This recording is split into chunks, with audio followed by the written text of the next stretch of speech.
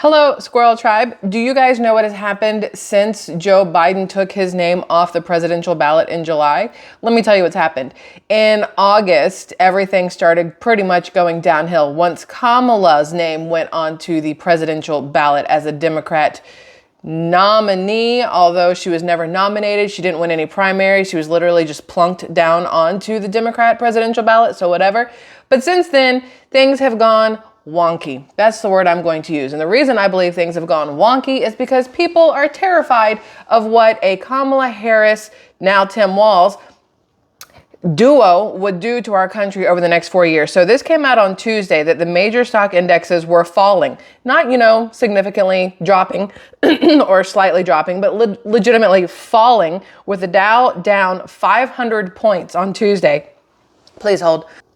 Sorry, dry, scratchy throat happening over here. So even MSNBC, good old MSNBC, is blaming it on, and this is the quote, fears on the health of the economy and that manufacturing slowed in this country in August. And again, what happened at the end of July to make these things happen in August? Biden dropping out, putting Kamala Harris in.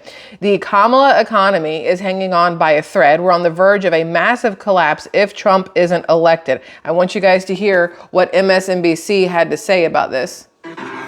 We are following this breaking news from Wall Street. Look at these numbers. The Dow down 574 right at this moment. There are new fears about the health of the economy. We seem to have these, pretty often. I want to bring in NBC's Brian Chung. This time, what's behind it? Yeah, and by the way, 500 points these days is not as much as 500 points used to be when the Dow was at like 20. Nevertheless, catching a lot of attention, people who are trying to pay attention to their 401ks. But some of this seems to be due off of some slightly disappointing data that we got this morning from the manufacturers. We got some data from the ISM and also the PMI. It's an alphabet soup, basically showing that manufacturing did slow in this country in August. Look. We all know exactly why that has happened. The economy has not been great for the last 4 years for everybody, especially not the middle class or the lower class. It's been decent for the upper class, right? But for working folks, it has not been doing well. And under Kamala Harris, it will continue to do not well. We have got to pay attention to the economy. When you're thinking about going to vote on November 5th, you have got to think about where we've been the last 4 years, where we were 4 years before that, where you want to be for the next 4 years, because money rules the world. Money runs absolutely everything. Without money, you cannot live. We'd like to say that, you could live off very little, but when that very little still costs exorbitant amounts of money, you need the money. Now, Robert F. Kennedy Jr. previously told Theo Von, you guys remember we talked about Theo Von. He did a sit-down interview with Donald Trump just a week or two ago. He has a podcast on YouTube. But RFK Jr. previously told Theo Von that kids in America will never buy a home because the housing market will get gobbled up by the three big companies. And big three companies, we've talked about them numerous times. You've got BlackRock, you have State Street, you have Vanguard, and between the three of them, they have their hands in absolutely everything, especially BlackRock. RFK Jr., he's right. The average home in our country 2 years ago was $215,000 2 years ago. Today, it's $400,000. Kids today are never going to buy a home if there are three big companies, BlackRock, State Street, and Vanguard.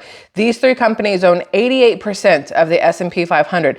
Now what they've decided is they want to own every single family home in our country. Klaus Schwab famously says, under the Great Reset, you will own nothing, but you will be happy, which fully inaccurate in my personal opinion. It's like socialism for the rich and this merciless, ruthless, savage capitalism for the poor. Now, I want you to hear, we just talked about it, but I want you to hear as RFK Jr. says it, and then we're going to have just a small little conversation about exactly how right he is. The average home in our country 2 years ago was $215,000. Today it's $400,000. And so kids today, like your kids and my kids, are never going to buy a home. There's three big companies, BlackRock, State Street, and Vanguard. These are the biggest companies. Those three companies own 88% of the S&P 500. So they basically just own everything. And now what they've decided is they want to own every single family home in our country. Klaus Schwab says, famously, he says, under the Great Reset, you will own nothing, but you will be happy. They pay nothing for money. Their credit is so impeccable. Oh, I see. They have like 900. Yeah. Oh. So they got the better than the best credit rating. But isn't that like privatized communism or something? That's what it feels like. Well, yeah, it's like socialism for the rich, and this is barbaric, merciless, ruthless, savage capitalism for the poor. So here's the thing. The very first house my husband and I bought, we went from an apartment. Actually, we went from a weekly rental to an apartment to our very first home when our daughter was, I think, 3 months old. Our very first home was a flipped home. Somebody had bought it for a very low price. They flipped it. We were able to get it for a low price, $124,000 in 2010, $124,000. That exact same house today, y'all, exact same house today that has had nothing done to it, no upgrades, nothing has changed. It's not in a better neighborhood. Nothing about the neighborhood has changed. Anything else is now over $360,000 for the exact same house. So us as first-time home buyers at $124,000 would never be able to buy that exact same starter home today because it's so far out of the price range for most people who are trying to buy their very first home. It's so hard to go out and find a house now in a price range that is affordable, especially on one paycheck. Heaven forbid you're single and want a home, let alone on two paychecks and you have kids, or you don't have full-time jobs in a corporate America, but you're working part-time jobs or 3 part-time jobs, or you're in the service industry or anything along those lines. Heaven forbid you're a teacher, a policeman, a fireman. Like, the pay is so low and housing costs are so high, not to mention the interest rates. It is almost impossible. You can drive around right now. We've talked about it before, and I'm going to keep talking about it because it's very important. You can drive around right now and see so many apartments going up where you can rent. You see townhomes going up where you can lease, and you see neighborhoods going up that are rental neighborhoods. There are very few places going up right now that I have seen between Alabama, Florida, Georgia, the places I generally visit, and Tennessee, where they are putting up brand new homes for buyers, for you and I to go out and put money down, get a home, a mortgage, whatever else. Most of these things are owned by some big corporation who's probably umbrellaed under either BlackRock, State Street, or Vanguard, and they are renting these homes out. Now, here's the problem. You will own nothing, but you won't be happy. They will, because now you're under their thumb. They get to decide your rent. And if next year they want the rent to go up, it is what it is. If they decide that they want to kick you out at the end of your lease or your rent, there's nothing you can do about it. It is very difficult to have any sort of confidence in your living situation when you know that it's under somebody else's thumb and they can take it away from you at any point in time. But what it comes down to is our economy. Literally, couple years ago, you could still afford a home, and now it's almost impossible under the Biden-Harris duo. Now you've got Harris-Walz coming in, wanting to change not really that much, except for the things they want to change. They want to make worse, unrealized capital gains, higher taxes. It's going to be absolutely atrocious for most people if the Democrats stay in power. RFK Jr., I mean, he's completely right. There is no win for first-time home buyers today. What's also interesting is that the same man who's now on the ballot to be the vice president and is supposed to help Kamala Harris if she wins the presidency or they plunk her down into the White House, make choices and decisions on how money should be allocated throughout our country for whatever purposes, whether it's the people, the businesses, the roads, the parks, the whatever. This is the same man who's now been hit with a House subpoena for records on his $250 million in the Minnesota COVID fraud. There's been numerous talks about how he has misappropriated, I don't know the right word, the money, the $250 million during COVID.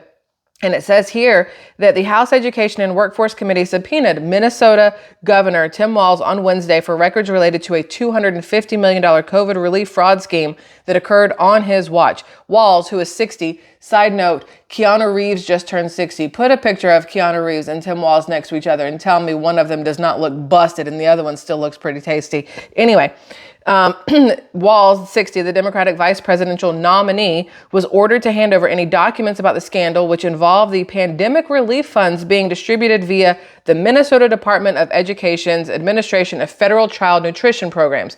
So Rather than nourishing hungry children, however, the money funded lavish lifestyles, including fancy cars and real estate holdings as far away as Turkey and Kenya for the operators of a fraudulent Minneapolis-based nonprofit called Feeding Our Future.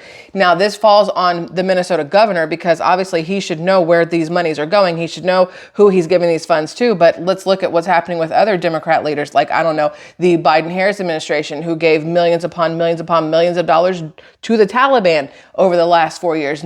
Tons of money to Ukraine that has been somehow siphoned off in other areas, and all these under the table money dealings have gone on. Like, can you really trust Democrats with large sums of money is pretty much what the question is coming down to. So you have Tim Walz, who's being looked at by the government for his inability to keep the money safe and send it where it needs to go. You have our economy in absolute turmoil because of the high inflation we've had over the last few years. Our housing market's trash. Our grocery store bills are ridiculous. Our car prices are stupid. Insurance, whether it's health insurance or home insurance or whatever else, is absolutely crazy.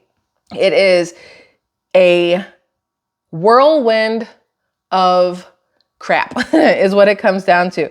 Now, what's interesting, because of all of this, to me, you have more and more people leaving the Democrat Party, not even just because of the way the economy is going, not because of it even being a Kamala Harris, Tim Walz ticket for the next 4 years, and their lack of faith or trust in those two, but also because a lot of Democrats, whether they are in big spots or not, like in politics, or they're just your neighbor or your brother, your sister, your mother, your father, or your kid, a lot of them are saying that they are leaving the Democrat Party because it's not the party that they grew up with. It's not the party they align themselves with. It's not the party that used to be for the people. Now it's for certain subsects of people, whether it's transgender, whether it's illegal immigrants, whether it's not you and I, it's not the retirees, it's not the veterans, it's not the homeowners, the families, the religious. It's none of that. It's all so incredibly crazy.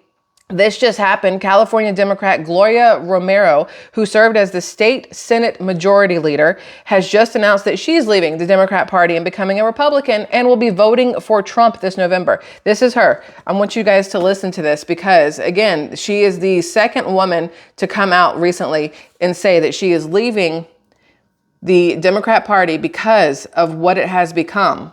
I want you to hear this. Capitol behind me. I served as both Senate Democratic Caucus Chair and the Senate Majority Leader. But today I say goodbye. Adios. I've had enough. I am now another near lifelong Democrat who is joining the growing number of people, including key groups like Latinos, who are leaving the Democratic Party. This is not the Democratic Party that I once championed. I do not recognize it anymore, and I cannot continue. I changed my voting registration today as the sun was rising to Republican, which has, under Donald Trump, become the champion of working people, the big tent. And indeed, I will vote for Donald Trump this fall. While there are several issues that I could highlight for this action, let me just list some that are most prominent. And that is actually where the video ends, where some of the most prominent. But she goes on to talk about the difference between where Democrats used to be, again, with the family inclusiveness, but championing for families, and with the economy and everything else. She goes on to talk about numerous other things. But the fact that you have another higher power person leaving says a lot, because she's not the first. She is actually the second female that we have seen lately. When you had Texas State Representative Sean Thierry announce that she was leaving the Democrat Party and switching to the Republican Party, she gave us a speech on the stage of Moms for Liberty, talking about how she couldn't do it anymore. She says, "This is not the party I grew up with. I cannot in good conscience support policies like promoting sex changes for children. I now stand with the party of Lincoln." So in case anybody doesn't know who she is a black female from Texas, a black Democrat from Texas, who has now decided that because the Democrat Party no longer aligns with what it used to be and what she was in the Democrat Party for, she is moving over to the Republicans. And I want to just kind of read you what she says, if I can get my mom eyes to work. She says here, The Democrat Party has veered so far left, so deep into the progressive abyss that it now champions policies I cannot, in good conscience, support. Policies like promoting sex changes for vulnerable children and dismantling Title IX protections for women in sports. That's why I'm leaving the left and joining the party of family, faith, and freedom. I now stand with colleagues, friends, neighbors, women, and mothers in the Republican Party. Then you have Texas Governor Greg Abbott applauding Thierry's announcement, stating that Republicans will welcome her with open arms today. He says, today I am proud to welcome Representative Sean Thierry to the Republican Party, the party of opportunity, individual liberty, and economic prosperity. This is Governor Greg Abbott. Representative Thierry served in the Texas legislature for 4 terms until the Democrat Party abandoned her after she delivered a 12-minute speech from the House floor in favor of a law I signed to protect Texas children. Her decision to switch parties demonstrates that the radical leftist agenda of the Democrat Party does not align with a majority of Americans. I look forward to continuing to work with Representative Thierry to build a bigger, better Texas for generations to come. Now, she has served in the Texas House for 8 years as one of the more influential Democratic members, currently serving her 4th term in the Texas legislature. She is vice chair of the House Ways and Means Committee and serves on the House Energy Resources Committee. That is crazy. I mean, she's got a lot of leverage, a lot of pull, and even where she's at, she can see that the way that the left is leaning too far left is hurting their entire party. More and more people are moving over to the Republican side, and it's not even a Democrat versus Republican at this point. It is literally a good versus evil, a right versus wrong kind of thing. And you have to stop thinking about it in the sense of blue or red, Democrat, Republican. You have to think about it in the sense of, what do you want for your children, for yourself, for your family, for your friends, for the future? Do you want something that resembles something out of a Stanley Kubrick film? Or do you want something that resembles what you grew up with, or what feels like a wholesome, family-oriented, sane world? And I don't know. My brain literally goes to like all the movies I used to watch as a child that I loved, all the family stuff. And that's what I picture. And when I picture the left, I picture just Clockwork Orange and Eyes Wide Shut and weird stuff over there. And I feel like a lot of people feel that way lately with everything that's been going on. I have one more here for you. So yesterday, Aurora, Colorado had to put out a something or other for the citizens of Aurora to stay in their homes, basically be on lockdown, because they were looking for violent people and trying to serve warrants for violent people. At the same time, a Venezuelan gang robs a jewelry store in Denver, which, by the way, is a sanctuary city for illegals. And you do remember, if you watched yesterday's video, the police officer saying that there's nothing they can do about these illegals because they can't deport them. They can't call ICE on them. They can put them in jail, but they're going to get right back out because, they're a sanctuary city and they pretty much have leeway in these places. And this is in Denver. And I want you to see what happened here. A little bit of it, because I can't really play much of it. YouTube doesn't like any of this kind of stuff, but you can see they're at a jewelry store and they're trying to save themselves from Venezuelan gangs who come in and they are robbing them in the front of the store. They are trying to stop these women from hitting the panic button in the back of the store. This guy is hitting her on the back of the head with a gun. Like all these things are happening right now because of these open borders that we have going on, these same open borders that Kamala Harris is for and wants to continue. She's going to, tell you right now, oh no, we should totally close the borders, but she's lying. She's full of crap. She's trying to adopt every single thing that Donald Trump has said he will do and will do. She's trying to adopt every single policy as her own now, knowing good and well that she also said during her 18-minute, highly edited, falsified, whatever interview with Dana Bash on CNN with her and Tim Walz, her, guard puppy or whatever, she said that her values have not changed, which means everything she thought before she was placed on this presidential ballot are still the things that she thinks. There should be no fracking. She believes that illegal immigrants are not criminals. We should have open borders, and that kids should be allowed to be gender mutilation, and that's fine, and that we shouldn't have to tell parents about it. That is who Kamala Harris is, nothing else. And people need to remember that at the end of the day. And I'm going to put a link to this video of the Denver jewelry store thing in the description, so you guys can go check it out if you want. I can't play the whole thing because YouTube won't let us do stuff like that anymore, because we're not allowed to actually fully share the information of what's going on around the world, because then, or especially around our country, because then it would give people an idea of how not to vote for the left. That's how I see it, because Alphabet, Google, all that, they are very left. Anyway, I just wanted to bring all this to your attention. I appreciate you letting me have this conversation with you once again. I would love your thoughts and opinions on everything we spoke of. Oh, one more thing. I want to show you this thing. I don't have a joke for today, but I want to show you this thing that is going around right now. And it has been proven that it has been altered, but they did this and it looks like Tim Walz. And I can't play the song because it's that Beyonce Texas song, but they've made it so it looks like Tim Walz in the face, but it's not. But this is hilarious, because in the beginning, without the fact check and finding out and looking and finding the original video, that literally looks like Tim Walz. Would it surprise you? No. Does it surprise me? No, but it's not him. But still funny thinking that this is how he is at home, because I put nothing past that tampon Tim man. Anyway, that's it. I love y'all, Squirrel Tribe. See you later. Bye.